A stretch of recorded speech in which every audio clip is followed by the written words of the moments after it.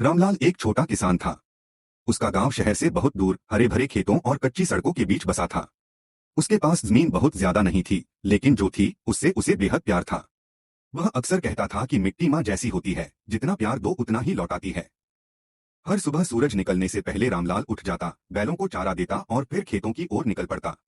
उसकी पत्नी सीता घर संभालती और बच्चों को स्कूल भेजती थी। आमदनी कम होने के बावजूद रामलाल ने कभी बच्चों की पढ़ाई से समझौता नहीं किया। एक साल बारिश समय पर नहीं हुई और खेत सूखने लगे। गांव के कई किसान निराश हो गए, कुछ ने खेती छोड़ने का मन बना लिया और कुछ कर्ज के बोझ में दब गए।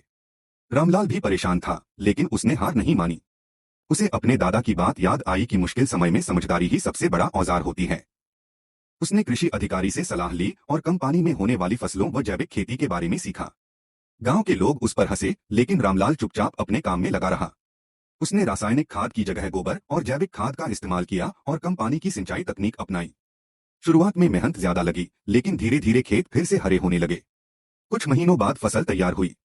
पैदावार बहुत ज्यादा नहीं थी, लेकिन गुणवत्ता बेहतरीन थी और शहर के व्यापारी ने उसकी जैविक सब्जियों के अच्छे दाम दिए। पहली बार रामलाल को अपनी मेहनत का सही फल मिला। अब वही लोग जो उस पर हंसते थे, उससे सलाह लेने आने लगे।